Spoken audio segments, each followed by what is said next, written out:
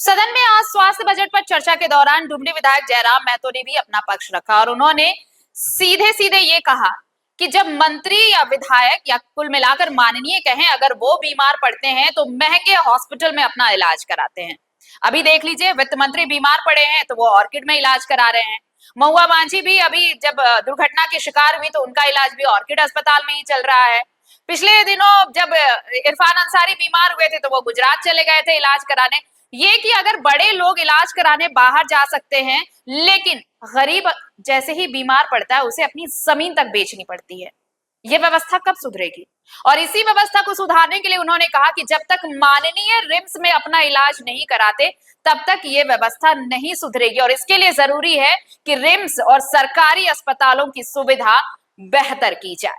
पूर्व पाली में मान्य सदस्य दे देने का तो कुछ नहीं है, लेकिन पूर्व पाली में हमारे आदरणीय सीपी बाबू एक विषय को स्मरण कराए कि सभा संचालन का जो नियम है उसी के हिसाब से चलता है और आवंटित जो टाइम है उसी के हिसाब से हमको भी चलना पड़ता है। फिर भी तो हमको भी ठीक नहीं लगता है, लेकिन करे क्या, संचालन का नियम। बोली। धन्यवाद अध्यक्ष महोदय। आज स्वास्थ्य बजट पे चर्चा हो रही है और इस बजट को पारित करने वाले माननीय वित्त मंत्री स्वास्थ्य का लाभ ले रहे हैं, तो मैं उनके शीघ्र स्वास्थ्य की कामना करता हूं। लेकिन वो अपना इलाज करा रहे हैं आर्किड में। राज्यसभा सांसद महुआ जी भी स्वास्थ्य सेवा का लाभ रही है, मैं उनके लिए भी कामना करता हूं। उनका इलाज भी हो रहा है आर्किड में। आदरणीय गुरु शिबू सोरेन भी कुछ दिन पहले विशेष सेवा से दिल्ली गए थे इलाज कराने के लिए। माननीय डॉक्टर साहब भी अपने परिजन के लिए गुजरात गए थे इलाज कराने के लिए। तो इस बजट की सार्थकता तभी होगी जब माननीय अपना इलाज रिम्स में करेंगे, तभी जनता को विश्वास होगा, तभी जनता को आभास होगा कि हाँ, वास्तव में बजट इस राज्य के कल्याण के लिए है। माननीय को अगर छींक आती है तो हैदराबाद जाते हैं, वो भिलोर जाते हैं, वो दिल्ली जाते हैं, और एक आम व्यक्ति अगर बीमारी तनिक गंभीर है अध्यक्ष महोदय तो अपना जमीन बेचना पड़ता है। ये कड़वी सच्चाई है इस राज्य की। अध्यक्ष महोदय, अगर रिपोर्ट की माने तो पूरे देश में 834 लोगों पर एक डॉक्टर है, झारखंड राज्य में 3000 लोगों पर एक डॉक्टर है, और अगर WHO की बात करें तो 1000 लोगों पे एक डॉक्टर होना चाहिए। और जहां तक अगर बात करें अध्यक्ष महोदय तो हमारे लगभग स्वास्थ्य उपकेंद्र 3300 के आसपास नर्सों के हवाले हैं। अध्यक्ष महोदय, मेरा मानना है कि स्वास्थ्य के मामले में पैसों की कोई कमी नहीं है। सरकार का फंड है, DMT का फंड है, आयुष्मान का पैसा है, लेकिन बस इच्छा शक्ति का अभाव है अध्यक्ष महोदय। और सबसे महत्वपूर्ण, इन 24 वर्षों में 25 वर्षों में एक भी मेडिकल यूनिवर्सिटी का तैयार ना हो पाना इस राज्य के लिए दुर्भाग्य का विषय अध्यक्ष महोदय।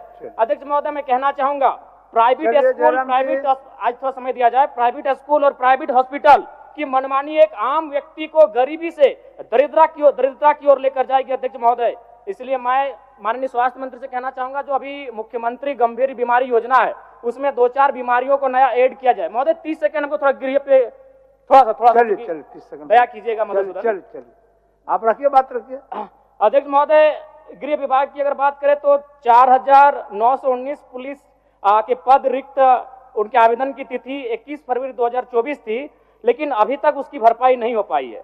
अध्यक्ष महोदय, एक बड़ा विचित्र मामला सामने आया है महोदय। गृह विभाग और पुलिस सेवा में वर्ष 2022-2023 में 1,39,734 पद स्वीकृत थे और 2024-25 में घटकर 1,01,92 हो गए, यानी लगभग 39,542 पद पुलिस में कम हो गए। अध्यक्ष महोदय, ऐसे 30 साल पहले झारखंड में एक कहावत थी कि गाँव के इधर 2 चीजें टका कमाए सकल हैं, या तो मटिया कोर के या तो टणिया दौड़ के। टणिया दौड़ने का मतलब है पुलिस की बहाली।